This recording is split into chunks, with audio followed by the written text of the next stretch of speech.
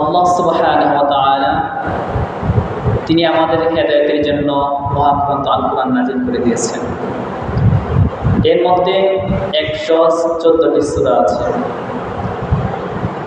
114টি সূরা, তার মধ্যে 82টি সূরা আল্লাহ তাআলা মক্কায় অবতীর্ণ করেছেন আর 28টি সূরা মদিনায় অবতীর্ণ করেছেন। এই ছোট বড় মিলিয়ে মোট 114টি সূরা আছে। তার মধ্যে আমি আপনাদের সামনে একটি সূরা তেলাওয়াত করেছি। এই সূরাটি হচ্ছে 114 সূরার মধ্যে সবচাইতে ছোট সূরা। 3 আয়াত বিশিষ্ট সূরা 3টা আছে, নাসর, আসর আর ইখলাস। নাসর, আসর আর কাউসার, এই 3টি সূরা। নাসর 3 আয়াত বিশিষ্ট, সূরা আসর 3 আয়াত বিশিষ্ট এবং সূরা কাউসার 3 আয়াত বিশিষ্ট। তবে আয়াতের ছোট বড় এটা বিবেচনায় সূরা কাউসার হচ্ছে কোরআনুল কারীমের সবচাইতে ছোট সূরা, অর্থাৎ সূরা কাউসার হচ্ছে কোরআনুল কারীমের সবচাইতে ছোট সূরা। এটা আমরা জেনে নিই। কোরআনুল কারীমের এই 114 সূরা সবচাইতে ছোট সূরা হচ্ছে সূরা কাউসার। এই কাউসার থেকে আমি আপনাদের মাঝে তেলাওয়াত করেছি। ইনশাআল্লাহ এই অল্প সময় আমরা সূরা কাউসার থেকে কথা শোনার চেষ্টা করব ইনশাআল্লাহ। তার পাশাপাশি এই যে সূরাটা তেলাওয়াত করলাম, আমরা শুধু শুনবো না, শোনার পর এই সূরার মধ্যে আল্লাহ তাআলা কি বোঝাতে চান তা আমরা শিক্ষা গ্রহণ করে বাস্তব জীবনে আমল করার চেষ্টা করব ইনশাআল্লাহ। তার মানে আজকের সূরা যে তেলাওয়াত করলাম, এই সূরার আলোকে আলোচ্য বিষয় হচ্ছে সূরা কাউসারের তাফসীর বা আল্লাহ তাআলার অনুগ্রহ প্রাপ্ত বান্দাদের কোয়ালিটি। আল্লাহ তাআলা এই 3 আয়াত বিশিষ্ট সূরার মাধ্যমে আমাকে আপনাকে কি মেসেজ দিতে চান তা আমরা বুঝব। এতদিন আমরা শুধু এই সূরা কাউসার তেলাওয়াত করেছি আর জানি এটা হচ্ছে ছোট সূরা, কিন্তু এই সূরার মধ্যে যে আল্লাহ তাআলা আমাদের জন্য কত গুরুত্বপূর্ণ বিষয় এটার মধ্যে আল্লাহ তাআলা উপমা স্বরূপ দিয়ে দিয়েছেন, এটা আমাদের জানা নাই। আজকে আমরা এই অল্প সময়ে জানবো এই সূরার মধ্যে আল্লাহ তাআলা কি দিয়েছেন। উপস্থিতি, আমরা প্রথমে সূরা 66 করে তেলাওয়াত করেছি। তাফসীর মাযহারের ভিতর আল্লামা সানাউল্লাহ আনিবতী রহমাতুল্লাহ আলাইহি বলেছেন, কেউ যদি কোরআন থেকে কথা বলতে চায়, তাফসীর করতে চায়, তাহলে তাকে 5টি বিষয় লক্ষণীয় করতে হবে।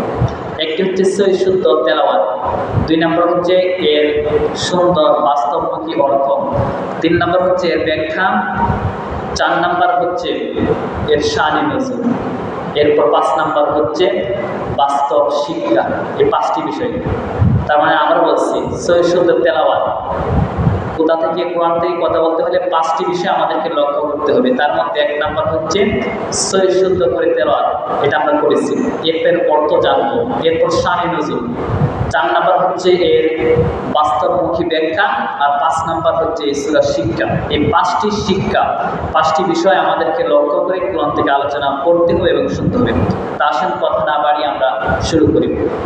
আল্লাহ তাআলা বলেছেন, ইন্না আ'তাইনাকাল কাউসার, হে নবী নিশ্চয় আমি আপনাকে কাউসার দান করেছি। ফাসাল্লি লিরাব্বিকা ওয়ানহার, সুতরাং আপনি আপনার রবের জন্য নামাজ পড়েন এবং কুরবানি করুন। আর ইন্না শানিআকা হুয়াল আবতার, যারা আপনাকে নির্বংশ লেজকাটা বলে, প্রকৃতপক্ষে তারাই হচ্ছে নির্বংশ লেজকাটা। এটা হচ্ছে সূরার অনুবাদ। এবার আসুন শানে নজুল সম্পর্কে আমরা অবগত হই। অর্থাৎ এই যে ছোট একটি সূরা, সূরা কাউসার নাজিল করা হয়েছে, এই সূরাটি কোন প্রেক্ষাপটে নাজিল করেছেন আল্লাহ তাআলা, এই সম্পর্কে আমরা এবার জানব। উপস্থিতি, এই সূরা নাজিল হওয়ার একটি সময়কাল আছে। যে সূরাটা তেলাওয়াত করেছে এই সূরার মধ্যে আয়াত আছে 3টা, রুকু আছে 1টা, অক্ষর আছে 42টা আর বাক্য আছে 10টা। আমরা জানি এক অক্ষর বা এক হরফ তেলাওয়াত করলে আল্লাহ তাআলা কমসে কম 10টি নেকি লিখে দেন। তাহলে যদি আমরা 10 দিয়ে 42টি গুণ করি, এর সংখ্যা দাঁড়ায় 420। অর্থাৎ কেউ যদি সূরা কাউসার একবার তেলাওয়াত করে, আল্লাহ তাআলা সঙ্গে সঙ্গে তার আমলনামায় 420টি নেকি লিখে দিবেন বলে সুবহানাল্লাহ। তাহলে আমরা সূরার মধ্যে আল্লাহ তাআলা 42টি অক্ষর দিয়েছেন, 3টা আয়াত দিয়েছেন এবং 10টি বাক্য দিয়েছেন, আমরা জানলাম। এবার আসুন এটা নাজিল হওয়ার সময়কাল সম্পর্কে আমরা জানি। আম্মা জানা আয়েশা রাদিয়াল্লাহু তাআলা আনহা বলছেন যে এই সূরাটা মক্কায় অবতীর্ণ করা হয়েছে। তবে কিছু কিছু ব্যাখ্যা যারা দিয়ে থাকেন তিনারা বলছেন যে এটা মদিনায়। তো অধিকাংশগণ এটাকে মক্কায় বলেছেন। কারণ হলো আল্লাহ রাসূল সাল্লাল্লাহু আলাইহি ওয়াসাল্লামের মক্কি জীবনে এই ঘটনা ঘটেছে। কি ঘটনা এবার বলছি। এই যে সূরা ইখলাস নাজিল করেছেন, সূরা কাউসার যে আল্লাহ তাআলা নাজিল করেছেন, এটা 3টি ঘটনার পরিপ্রেক্ষিতে নাজিল করেছেন, মনে রাখবেন। এই সূরা যে আল্লাহ তাআলা নাজিল করেছেন কয়টি ঘটনার পরিপ্রেক্ষিতে? 3টি, মনে রাখবেন। 1 নাম্বার, এবার আলোচনা শুরু, তাফসীর শুরু। কিন্তু আল্লাহ তাআলা 3টি ঘটনার পরিপ্রেক্ষিতে সূরা কাউসার নাজিল করেছেন। এর মধ্যে 1 নাম্বার হচ্ছে রাসূল সাল্লাল্লাহু আলাইহি ওয়াসাল্লামের সন্তানের গুরু বিদায় নিয়ে গেল। অর্থাৎ রাসূল সাল্লাল্লাহু আলাইহি ওয়াসাল্লামের যে সন্তান ছিল তৈয়ব, তাহের, ইব্রাহিম, কাসিম, এই 4 জন। অনেকে বলেছেন 3 জন, ইব্রাহিম আর কাসেম, যার নাম ইব্রাহিম তারই নাম কাসেম, অর্থাৎ একজনের 2 নাম রাখা হয়েছে। তো এই হিসাবে 3টা। তবে কেউ বলেছেন রাসূল সাল্লাল্লাহু আলাইহি ওয়াসাল্লামের সন্তান ছিল 4 জন। তবে তাফসীরের মধ্যে এসেছে যে সময় রাসূল সাল্লাল্লাহু আলাইহি ওয়াসাল্লামের সন্তান আবুল কাসেম অথবা ইব্রাহিম যে সময় মারা যাবে, এই সময় আল্লাহ তাআলা এই সূরাটা নাযিল করেছেন। তো 1 নাম্বার বলছিলাম যে 3টা ঘটনার পরিপ্রেক্ষিতে এই সূরা নাযিল হয়েছে। 1 নাম্বার, রাসূল সাল্লাল্লাহু আলাইহি ওয়াসাল্লামের সন্তানগুলো বিদায় নিয়ে চলে গেল। 2 নাম্বার, এমন সময় আল্লাহ তাআলা সূরাটা নাযিল করেছেন যে সময় ওই জমিনের মধ্যে যারাই ইসলাম ধর্ম গ্রহণ করত তাদের উপর ওই নির্যাতনের তীব্রতা আল্লাহ পাক রব্বুল আলামিন এই নেককার বান্দা বান্দাদের উপর, আবু জাহেল মার্কা যারা মুসলমান ছিল, আবু জাহেল মার্কা যত মানুষ ছিল, ওই সময় তারা এরকম নির্যাতন চালাতো। এরকম একটা সময় ছিল ইসলাম ধর্ম গ্রহণ করলেই নির্যাতন। সুমাইয়া রাদিয়াল্লাহু তাআলা আনহার উপর আপনারা জানেন নির্যাতন করা হয়েছে ইসলাম ধর্ম গ্রহণ করার কারণে। এরপর হযরত বেলাল রাদিয়াল্লাহু তাআলা আনহুর উপর নির্যাতন করা হয়েছে। আম্মার, ইয়াসির, আব্দুল্লাহ, একই পরিবারে 4 জন, সুমাইয়ার স্বামী সুমাইয়া, আম্মার এবং ইয়াসির, আব্দুল্লাহ, এই 4 জনের উপর নির্যাতন করেছে। তাহলে 2 নাম্বার হচ্ছে এই সূরাটা এমন সময় নাযিল করা হয়েছে যে সময় মক্কার জমিনে যে ইসলাম ধর্ম গ্রহণ করতো তার উপর নির্যাতন চালানো হতো। আর 3 নাম্বার হচ্ছে এই সূরাটা এমন সময় আল্লাহ তাআলা নাযিল করেছেন যে সময় মিথ্যা অপবাদ রাসূল সাল্লাল্লাহু আলাইহি ওয়াসাল্লামের উপর মক্কার ওই সময় আবু জাহেল যারা ছিল, কাফের যারা ছিল, তারা মিথ্যা অপবাদ দিত। তাহলে আমরা বুঝতে পারলাম 3টি ঘটনার পরিপ্রেক্ষিতে সূরা কাউসার নাযিল হয়েছে। আবার বলছি, 1 নাম্বার, রাসূল সাল্লাল্লাহু আলাইহি ওয়াসাল্লামের সন্তানগুলো বিদায় নিয়ে চলে গেল, এরই পরিপ্রেক্ষিতে নাযিল হয়েছে। 2 নাম্বার, যারা ওই সময় ইসলাম ধর্ম গ্রহণ করত তাদের উপর নির্যাতন চালাতো, এই ঘটনার পরিপ্রেক্ষিতে সূরা কাউসার নাযিল হয়েছে। আর 3 নাম্বার হচ্ছে রাসূল সাল্লাল্লাহু আলাইহি ওয়াসাল্লামের সঙ্গে ওই সময় মিথ্যা অপবাদ, লেজ কাটা, নির্বংশ, এইভাবে বিভিন্ন পাগল, গণক ইত্যাদি বলে রাসূল সাল্লাল্লাহু আলাইহি ওয়াসাল্লামকে অপবাদ দিত। ওই 3টি ঘটনার পরিপ্রেক্ষিতে আল্লাহ তাআলা সূরা কাউসার নাযিল করেছেন। আর এই যে 3টি ঘটনার পরিপ্রেক্ষিতে আল্লাহ তাআলা নাযিল করেছেন, এবার আমরা জানবো যে এই 3টি ঘটনার পর আল্লাহ তাআলা রাসূল সাল্লাল্লাহু আলাইহি ওয়াসাল্লামকে কয়টি উপহার দিয়েছেন। আল্লাহ সুবহানাহু ওয়া তাআলা সূরা কাউসারটা এমন সময় নাযিল করেছেন যেই সময় মক্কার জমিনে যারা ইসলাম ধর্ম গ্রহণ করত, ইসলাম ধর্ম গ্রহণ করার কারণে তাদের উপর নির্যাতন চালিয়ে দেওয়া হতো। একের পর এক জুলুম নির্যাতনের স্টিম রোলার চালিয়ে ওই সময়ে নব্য মুসলমানদেরকে আঘাতে জর্জরিত করা হতো। যারা আবু জাহেল ছিল, আবু জাহেলের সান্ডা পান্ডা যত গুন্ডারা রয়েছে, ওই সমস্ত আবু জাহেলের গুন্ডা বাহিনীগুলা নব্য ইসলাম যারা নতুন ধর্ম গ্রহণ করত, নব মুসলমান, ওই সমস্ত নব্য মুসলমানদের উপর নির্যাতন চালাতো। রাসূল সাল্লাল্লাহু আলাইহি ওয়াসাল্লামের সন্তানগুলো নিয়ে নেওয়া হলো, রাসূল সাল্লাল্লাহু আলাইহি ওয়াসাল্লামকে মিথ্যা অপবাদ দেওয়া হলো। এই সময় আল্লাহ নবী সাল্লাল্লাহু আলাইহি ওয়াসাল্লামের মনটা মনমরা হয়ে গেল। কারণ হলো তিনার একমাত্র সম্বল প্রিয় স্ত্রী খাদিজাতুল কুবরা রাদিয়াল্লাহু তাআলা আনহা, তিনাকে আল্লাহ তাআলা দুনিয়া থেকে চিরবিদায় নিয়ে দিয়ে দিলেন, দুনিয়া থেকে চলে গেল। এমনকি তার চাচা তিনাকে যে প্রোটেকশন দিত, নিরাপত্তা দিত, ওই সময় আল্লাহ পাক রব্বুল আলামিন তিনার চাচাকেও তুলে নিলেন, দাদাকেও তুলে নিলেন।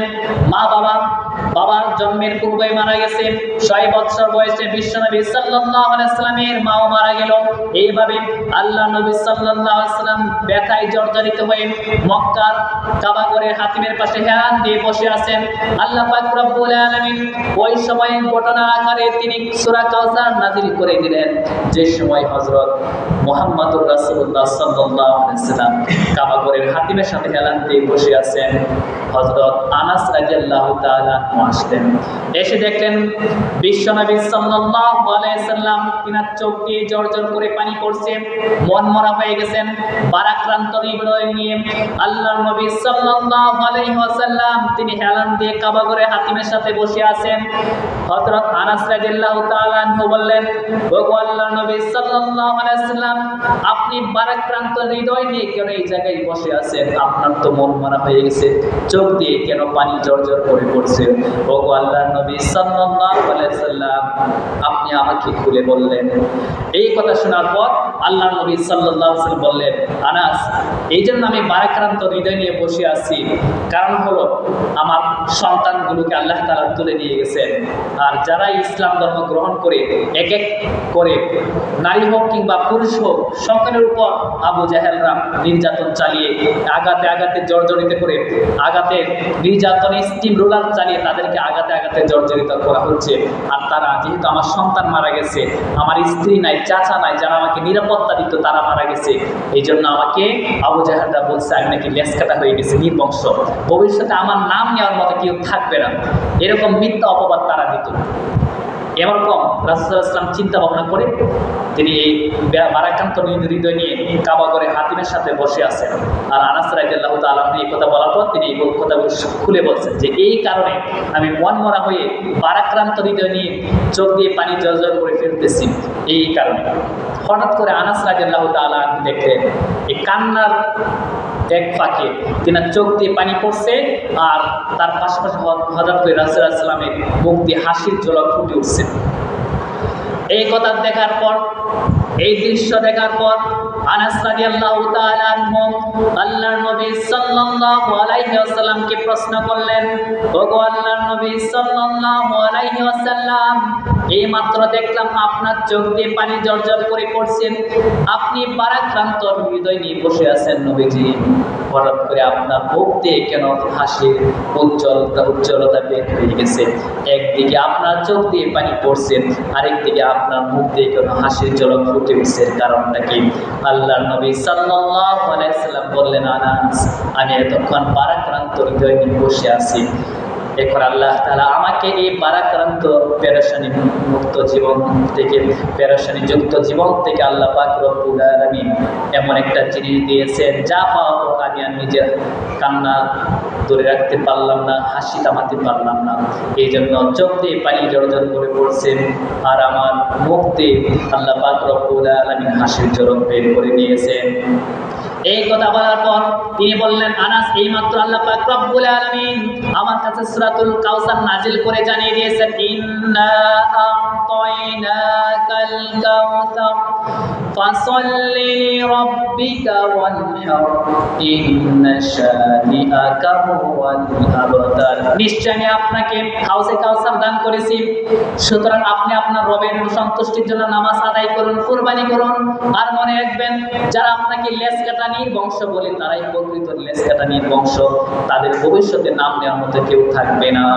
তাহলে এই সূরা কোন পরিপ্রেক্ষিতে নাজিল হয়েছে তা আমরা জানলাম, যে সময় আল্লাহ পাক রব্বুল আলামিন দেখলেন রাসূল সাল্লাল্লাহু আলাইহি ওয়াসাল্লামের সন্তান মারা গেছে, যারা ইসলাম ধর্ম গ্রহণ করে তাদের উপর নির্যাতন চালায়, আর তিনাকে মিথ্যা অপবাদ দেয়, পাগল বলে, গণক বলে গালি দেয়, নির্বংশ বলে গালি দেয়, এই জন্য আল্লাহ তাআলা তিনাকে খুশি করার জন্য এই সূরাটা নাজিল করেছেন। এরপর আল্লাহ নবী সাল্লাল্লাহু আলাইহি ওয়াসাল্লাম তিনি আনন্দে আত্মহারা হয়ে পড়লেন। এখন প্রশ্ন হতে পারে, এই যে কাউসার মানে হচ্ছে পানি, রাসূলুল্লাহ সাল্লাল্লাহু আলাইহি ওয়াসাল্লাম সন্তান মারা গেছে, আল্লাহ পাক চাইলে সন্তানের পরিবর্তে সন্তান দিতে পারতেন, তাহলে না মিলতো, কিন্তু আল্লাহ পাক রব্বুল আলামিন একটা পানি দিচ্ছেন। এখন প্রশ্ন হতে পারে, পানিটা, এই পানি আবার কি কাজে লাগবে? যে তিনাকে সন্তান নিয়ে গেছে, আল্লাহ পাক চাইলে একটা সন্তান দিতে পারতেন, না দিয়ে কেন পানি দিচ্ছেন? এবার আমরা এটা জানবো। তাহলে মনে রাখবেন, এই সূরা নাজিল হয়েছে 3টি ঘটনার পরিপ্রেক্ষিতে, তার বদলতে আল্লাহ তাআলা 3টি উপকার দিয়েছেন। মনে রাখবেন, 1 নম্বর বলছিলাম সন্তান আল্লাহ পাক রব্বুল আলামিন কেড়ে নিয়েছেন, এর পরিবর্তে তিনাকে কি দিয়েছেন? আল্লাহ পাক বুঝিয়েছেন, নবী, আপনার সন্তানকে তুলে নেওয়া হয়েছে, এর কারণ হচ্ছে 3টা।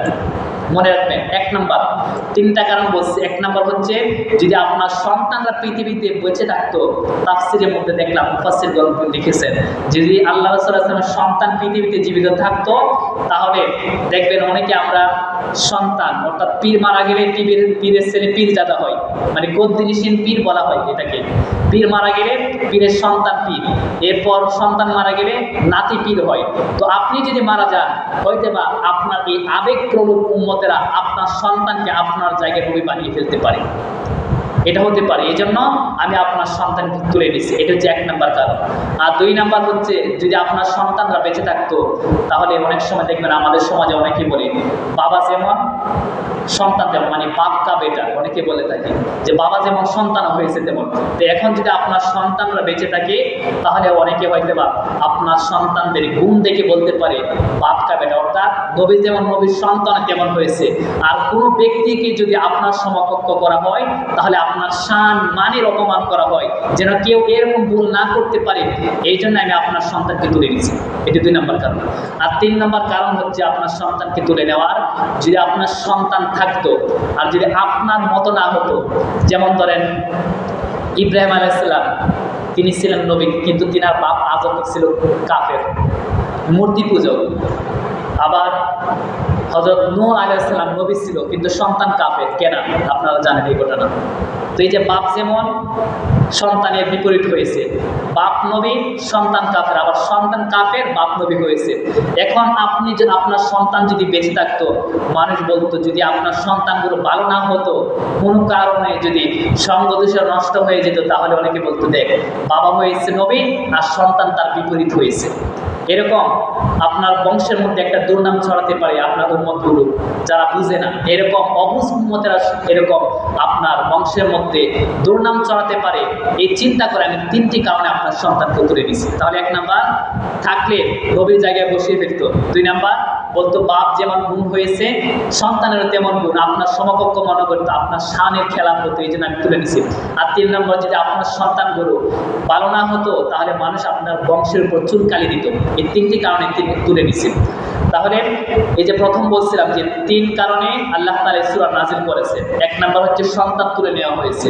তো আল্লাহ তাআলা বলছেন নবী আপনার সন্তান তুলে নেওয়া হয়েছে, এতে কি হয়েছে? ভবিষ্যৎ প্রজন্মে কিয়ামত পর্যন্ত এই জমিনের মধ্যে যত আপনার উম্মতরা আসবে, আপনার রূহানি সন্তান আমি দান করব। যেমনভাবে সন্তান যদি বাবা যদি বিপদে পড়ে সন্তান এগিয়ে আসে, ঠিক তদ্রুপভাবে আপনার সন্তান নিয়ে যাওয়া হয়েছে। আপনার নামে কেউ যদি দুর্নাম ছড়ায়, আপনার সম্মান ইজ্জতে যদি হাত দেয়, যেমন করে আপনার সন্তানরা থাকলে বিরোধিতা করত, তাদেরকে দাঁত ভাঙার জবাব দিয়ে দিত, ঠিক তদ্রুপভাবে আপনার রূহানি সন্তান যারা পৃথিবীতে আসবে, পৃথিবীর যে জায়গায় আপনাকে অপমান করা হবে, ওই জায়গায় আপনার রূহানি সন্তানরা আপনার সম্মান রক্ষার জন্য জীবন দিয়ে দিবে। কেমনভাবে দেখেন, যে গত কয়েক বছর পূর্বে আপনারা দেখেছেন বুলার জমিনে ওই জায়গায় নবীকে কটাক্ষ করা হয়েছে, ওই জায়গায় অন্তত 5 জন যুবক জীবন দিয়ে ফেলছে আল্লাহ নবীর জন্য। তাহলে এটা সন্তান তুলে নেওয়া হয়েছে, এতে কি হয়েছে? আল্লাহ পাক বলছেন আপনার রূহানি সন্তান আমি দান করব, যারা দুনিয়াতে আসবে আপনাকে যে জায়গায় অপমান করা হবে ওই জায়গায় তারা প্রতিরোধ গড়ে তুলবে। তাই হয়েছে। এরপর ভারতের জমিনে দেখেন ওই জায়গায় আল্লাহ নবীকে নিয়ে কটাক্ষ করা হয়েছিল, তারা জবাব দিয়েছে। এইভাবে পৃথিবীর অনেক জায়গায় এরকম উদাহরণ আছে, আপনারা দেখবেন যেই জায়গায় আল্লাহ রাসূল সাল্লাল্লাহু আলাইহি ওয়াসাল্লামকে অপমান করা হয়, ওই জায়গায় যারা নবীর খাঁটি উম্মত আছে তারা দেখবেন প্রতিবাদ গড়ে তুলে জীবন থাকতে জান চলে যাবে, কিন্তু বিশ্বনবীর মান কোন সময় প্রতিষ্ঠা করতে দেব না। এই জন্য তারা বিশ্বনবীর সন্তানের ভূমিকা পালন করে, রূহানি সন্তানের ভূমিকা পালন করে তারা জীবন দিয়ে দেয়। এরপর বিশ্বনবীকে কোন সময় অপমানের কাতারে দাঁড় করায় না। তাহলে সন্তান নিয়ে গেছে, তার পরিবর্তে দিয়েছে রূহানি সন্তান। এরপর জুলুম নির্যাতন, মক্কার জমিনে জুলুম নির্যাতন। প্রিয় বন্ধুগণ আমার, ওই সময় আল্লাহ রাসূল সাল্লাল্লাহু আলাইহি ওয়াসাল্লামের কথা মেনে যারা ইসলাম ধর্ম গ্রহণ করে ফেলতো, আল্লাহ পাক রব্বুল আলামিন ওই জমিনের মধ্যে যারা কাফের যারা আছে, ওই সমস্ত কাফেররা মুসলমানদেরকে নির্যাতন চালাতো। তার বিনিময়ে আল্লাহ পাক রব্বুল আলামিন মক্কার জমিনে ইসলামটাকে কায়েম করেছেন। মদিনায় আল্লাহর নবী সাল্লাল্লাহু আলাইহি ওয়াসাল্লাম 10 বছর কোরআন দিয়ে শাসন করেছেন। এমনকি গোটা অর্ধ জাহানের মালিক পর্যন্ত ছিলেন, অর্থাৎ মুসলমানরা পৃথিবীর পৃথিবীর শাসন করেছেন হযরত ওমর রাদিয়াল্লাহু তাআলা আনহু। এই জুলুমের বিনিময়ে আল্লাহ তাআলা গোটা পৃথিবীর শাসন করার মতো যোগ্যতা মুসলমানদেরকে দিয়ে দিয়েছেন। কেন জুলুম দেখেন, মনে করেন এই যে বিল্ডিংটা তোলা হয়েছে মসজিদ, এই মসজিদ তোলার পূর্বে নিচে কয়েকটা ইট গাঁথা হয়েছে না? অনেকে লিন্টার বলে, যেন আমরা অনেক সময় ঘরের মধ্যে যেন চুর না প্রবেশ করি, দেখবেন গর্ত করে দেওয়ালের নিচ দিয়ে গর্ত করে ঘরের ভিতর প্রবেশ করি, এই জন্য আমরা আলাদা কয়েকটা লিন্টার দিই বা ইট গাঁথনি দিই। এখন যদি ঈদ যারা আছে ঈদরা যদি আন্দোলন করে যে আমরা নিচে থাকবো না, আমরা উপরে থাকবো, তাহলে কি এই বিল্ডিংটা ঠিকঠাক মতো শক্ত করে স্থাপন করা সম্ভব না। কারণ নিচে যদি ঈদ থাকে, ঈদ যদি গাঁথনি দেওয়া হয়, তাহলে উপরে বিল্ডিংটা ওয়ালটা মজবুত হবে। ঠিক তদ্রুপভাবে কিছু জীবন যদি না জড়ে, দেখেন ওই যে আবু সাঈদ, রংপুরে আবু সাঈদ ইসলামের জন্য জীবন দিয়েছে। এরপর কিছু কিছু মানুষ আছে, মুসলমান আছে, তারা ইসলাম রক্ষার জন্য জীবন দিয়ে দেয়, ফাঁসির কাস্টে ঝুলিয়ে জীবন দিয়ে দেয়, এরপরও বাতিলের সামনে মাথা নত করে না। কারণ হলো রাসূল সাল্লাল্লাহু আলাইহি ওয়াসাল্লাম বলেছেন, যেই জমিনের মধ্যে ইসলাম প্রতিষ্ঠা এক ফোঁটা রক্ত ঝরবে, ওই জমিটা ইসলামের জন্য উর্বর হয়ে যাবে, ওই জমিনের মধ্যে আল্লাহ তাআলা ইসলাম প্রতিষ্ঠা করবে। ওই সময় সুমাইয়া রাদিয়াল্লাহু তাআলা আনহা জীবন দিয়েছে, তিনার স্বামী ইয়াসির রাদিয়াল্লাহু তাআলা আনহু জীবন দিয়েছে, আম্মার আব্দুল্লাহ দুজন সন্তান, একই পরিবারে 4 জন জীবন দিয়েছে। তার বিনিময়ে আল্লাহ তাআলা মক্কার জমিনে, মদিনার জমিনে ইসলাম প্রতিষ্ঠা করেছে।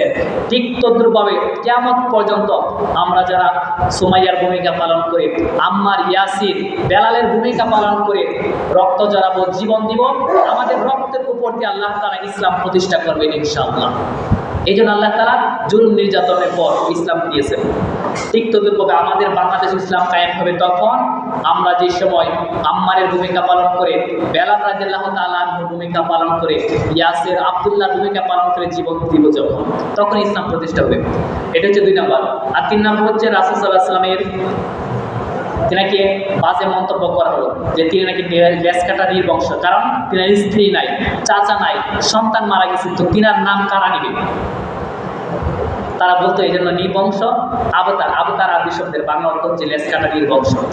তো ওই সময় আল্লাহ রাসূল সাল্লাল্লাহু আলাইহি ওয়াসাল্লাম এক এক করে সবাই বিদায় নিয়ে চলে গেল। আবু জাহেল বলতো যে মুহাম্মদের তো চাচা নাই, স্ত্রী নাই, যে স্ত্রী খাদিজা সবচাইতে বেশি সম্পদ ইসলামের জন্য খরচ করেছে, খাদিজা নাই।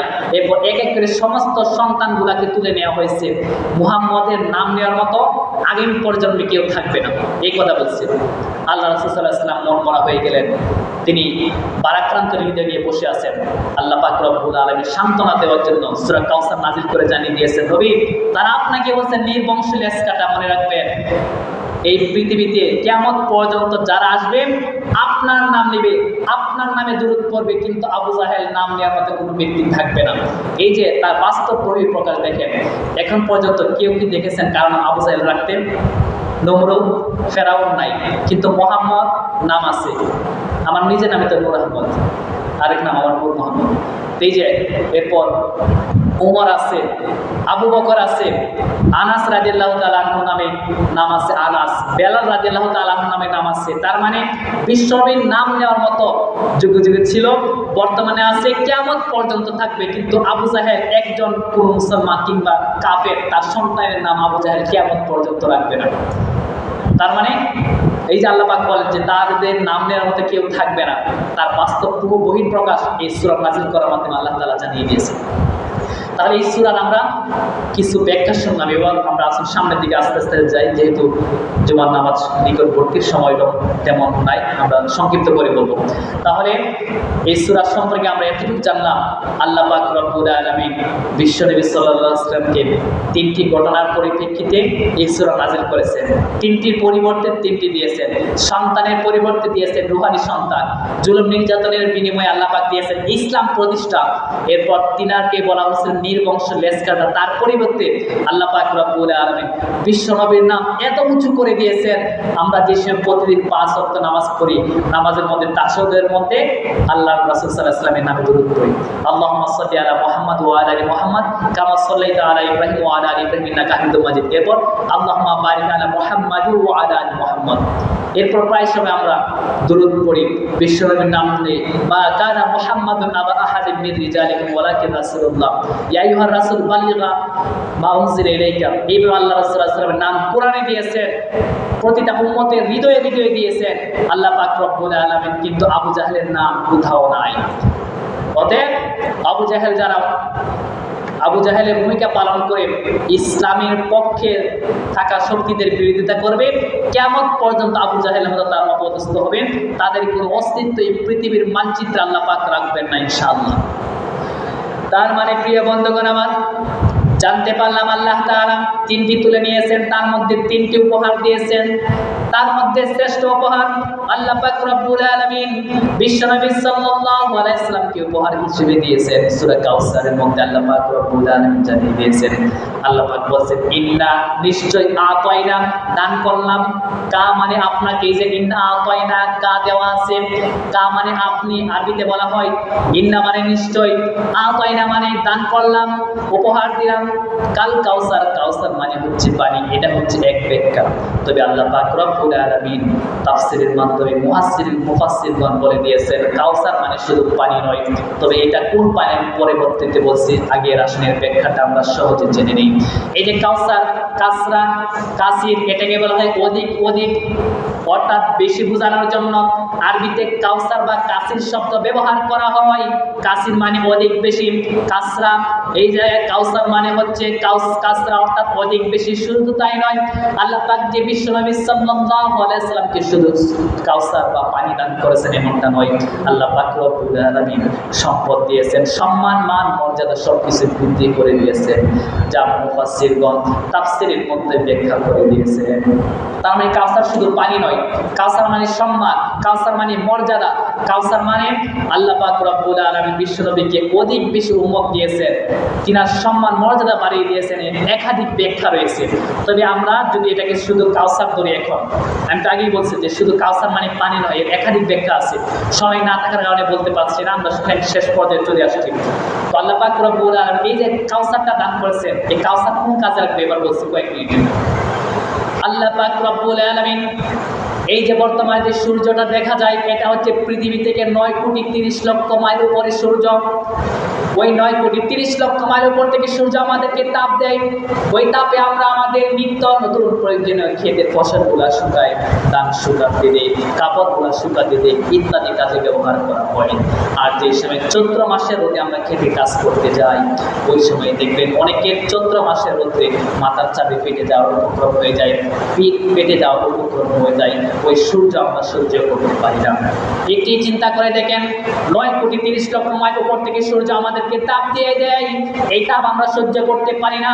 আমাদের এখানে হচ্ছে এরকম, কিন্তু আপনি সৌদি আরবে চলে যান, ওই জায়গায় 55-57 ডিগ্রি সেলসিয়াসে তারা গরমের মধ্যে কাজ করে। এটা কিন্তু সহ্য করার মতো নয়। কিন্তু আল্লাহ পাক রব্বুল আলামিন ওই যে সূর্যটা দিয়েছেন, তাফসীরের মধ্যে পাওয়া যায় সূর্যের 12টি মুখ আছে, তার মধ্যে শুধু পিঠের অংশ আমাদের পৃথিবীতে আলোকে, আর 12টা মুখ আল্লাহ পাক রব্বুল আলামিন কাল হাসরের ময়দানে এর ফোকাসটা আমাদের উপর দিয়ে দিবেন। হাসরের ময়দান যেদিন কায়েম হয়ে যাবে, সূর্যের মাথার উপর চলে আসবে, সূর্যের তাপে হাসরের ময়দান তামা হয়ে যাবে, উপরে সূর্য নিচে তামার জমিন। মুহূর্তের মধ্যে সূর্যের তাপে হাসরের ময়দানটা জাহান্নামের আগুনের মতো উত্তপ্ত হয়ে যাবে। আল্লাহ পাক রব্বুল আলামিন ওই সময় বিশ্বনবী সাল্লাল্লাহু আলাইহি ওয়াসাল্লামকে হাউজে কাউসার দান করবেন। এই যে দেখেন আল্লাহ পাক রব্বুল আলামিন যে বলছেন হাউজে কাউসার দান করলাম, এটা কোন সময় কাজে লাগবে একটু মনোযোগ সহকারে শুনেন। হাসরের ময়দানে তাফসীরের মধ্যে এসেছে, হাদিসের মধ্যে রাসূল সাল্লাল্লাহু আলাইহি ওয়াসাল্লাম বলেছেন, হাসরের ময়দানে এতটুকু মানুষ পেরেশান হয়ে যাবে, 50,000 বছর এর সমান হয়ে যাবে ওই দিনটা। ওই সময় একটা দিন হবে 50,000 বছরের সময়, 50,000 বছরের উপক্রম হয়ে যাবে।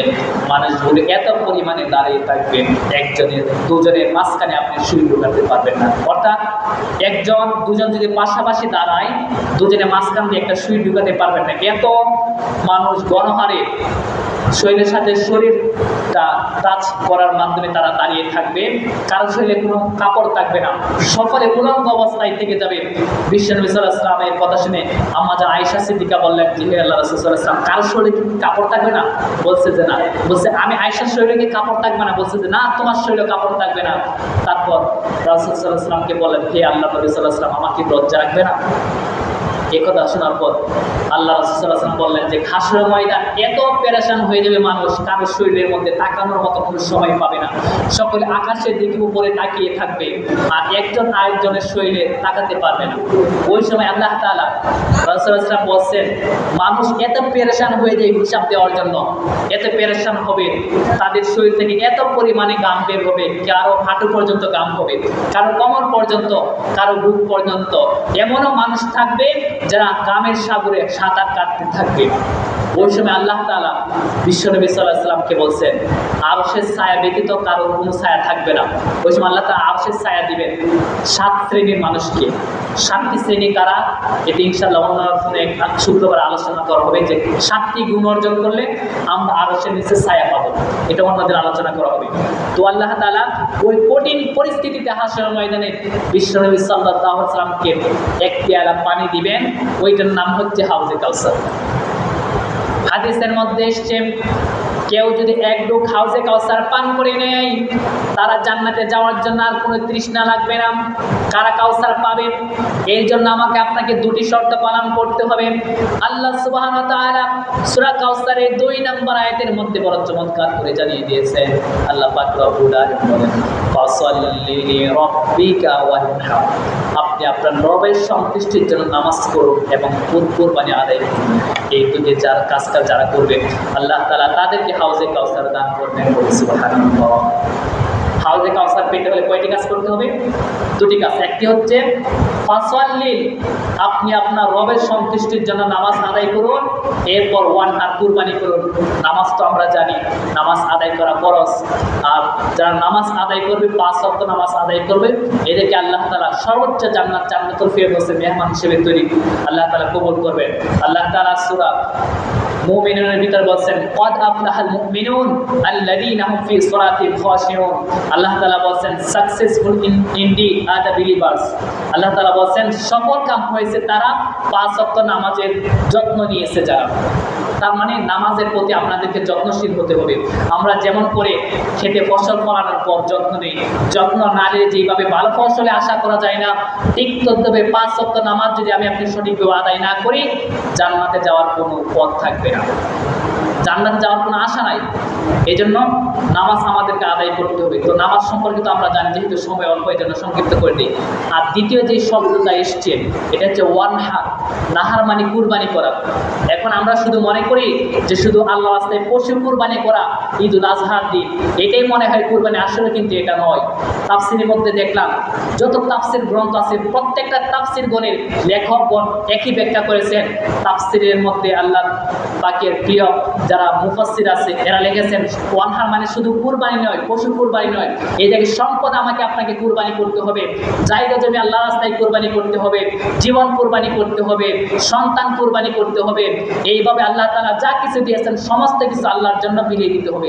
এই জন্য আমরা কুরবানির সময় বলে থাকি, ইন্না সলাতি ওয়া নুসুকি ওয়া মাহইয়ায়া ওয়া মামাতি লিল্লাহি রাব্বিল আলামিন। আমার নামাজ, আমার কুরবানি, আমার হায়াত, আমার মওত, যা কিছু আছে সমস্ত কিছু লিল্লাহি রাব্বিল আলামিন, জগৎ সমূহের শ্রেষ্ঠ মহান রব আল্লাহ তাআলার জন্য বিলিয়ে দিলাম। তার মানে এই জায়গায় কুরবানি তো করবোই, পশু কুরবানি, তার পাশাপাশি আমাদেরকে টাকা পয়সা আল্লাহ রাস্তায় কুরবানি করতে হবে। কি করবো, কিভাবে দেখেন, যে আমরা দান সদকা করি, এটা এক ধরনের কুরবানি। এরপর যাকাত দিই, এটাও কুরবানি। আমার আপনার বাড়ির পাশে গরিব দুঃখী যারা না খেয়ে জীবনযাপন করে, এদেরকে টাকা পয়সা দিয়ে দিলাম, এটাও কুরবানির অন্তর্ভুক্ত। এরপর সম্পদ আল্লাহ রাস্তায় বিলিয়ে দিলাম। মনে করি যে প্রায় সময় আমরা মসজিদ মাদ্রাসার জন্য জায়গা জমি এগুলো দান সদকা করি, এটা হচ্ছে সম্পদ কুরবানি করা। এরপর সন্তান কুরবানি করা, যেমন প্রায় সময় অনেকের সন্তান হয় না, যেমন ইব্রাহিম আলাইহিস সালামের 86 বছর বয়সের সন্তান আল্লাহ পাক দিলেন, বলছেন যে কুরবানি করো, যে তুমি তোমার রবের সন্তুষ্টির জন্য কুরবানি করো। তো ঠিক তদ্রূপভাবে অনেকের সন্তান হবে না, 20 বছর, 30 বছর, 50 বছর অতিক্রম হয়ে যাবে। এরপর যদি আল্লাহ পাক সন্তান দেয়, এটিকে আল্লাহ রাস্তায় কুরবানি করতে হবে। এই জায়গায় কুরবানি বলতে যে আপনার সন্তানের গলায় ছুরি লাগাবেন, এটা না। কিভাবে এটা কুরবানি? আপনার সন্তানকে লালিত পালিত করে বড় করে ইসলামী শিক্ষায় শিক্ষিত করবেন, কোরআন হাদিসের শিক্ষায় শিক্ষিত করবেন, আল্লাহ রাস্তায় সদকা করে দেবেন। যদি আপনি আপনার সন্তান পাওয়ার পর ইসলামী শিক্ষা না দেন তাহলে কুরবানি করা হলো না। তাকে যেন আল্লাহ আদেশ সঠিকভাবে পালন করতে পারে, অন্যদেরকে বিরত রাখতে পারে নিষেধগুলা থেকে, এরকম জ্ঞান অর্জন করার মতো তাকে যোগ্যতা সম্পন্ন ব্যক্তি হিসেবে গড়ে তুলবে। এই শিক্ষা আমাকে আপনাকে নিতে হবে। তাহলে বুঝতে পারলাম ওয়ানহার কুরবানি বলতে শুধু পশু কুরবানি নয়, সম্পদ আল্লাহ রাস্তায় কুরবানি করতে হবে, সন্তান, জায়গা, জমি, এইভাবে যা আছে সব কিছু আল্লাহ রাস্তায় কুরবানি করতে হবে। যদি এই কাজগুলো করতে পারি তাহলে আল্লাহ তাআলা আমাদেরকে হাউজে কাউসার দান করবেন। আবার বলছি, হাউজে কাউসার পেতে হলে কয়টি কাজ করতে হবে? দুটি কাজ। 1 নাম্বার নামাজ আদায় করতে হবে, 2 নাম্বার হচ্ছে কুরবানি করতে হবে। এই যে দেখেন সামনে বিশ্বকাপ আসছে, ফিফা ওয়ার্ল্ড কাপ, এই যে ফুটবল বিশ্বকাপ আগামী 11 তারিখ থেকে মনে হয়। আমরা অনেকে রাত 1টার সময় মোবাইলে অ্যালার্ম সেট করে খেলা দেখার জন্য মোবাইলে অ্যালার্ম সেট করতে পারবো, কিন্তু কপাল পরা মুসলমান নামাজ আদায় করার জন্য ফজরের ওয়াক্তে মোবাইলে অ্যালার্ম সেট করে রাখতে পারি না। এটা আমাদের হতভাগা, এটা আমাদের দুর্ভাগা কপাল, এটা আমাদের ব্যর্থতা। একটু চিন্তা করে দেখেন। তো আর বেশি লম্বা করতে চাই না, শেষ করে দিচ্ছি। তাহলে আল্লাহ পাক রব্বুল আলামিন দুটি কাজ করার জন্য কথা বলছেন, একটা হচ্ছে নামাজ, একটা হচ্ছে কুরবানি। এরপর আল্লাহ তাআলা শেষ আয়াতের মধ্যে বলছেন ইন্না শানিআকা হুয়াল আবতার, যারা আপনাকে লেজ কাটা নির্বংশ বলে তারাই হচ্ছে প্রকৃত লেজ কাটা।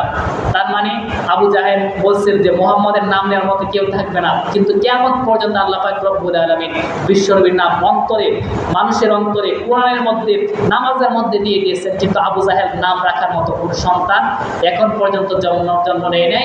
এমনকি কারো সন্তান জন্মগ্রহণ করলে তার সন্তানের নাম আবু জাহেল, ফেরাউন, উতবা, সাইবা, মুগিরা নাম রাখে না।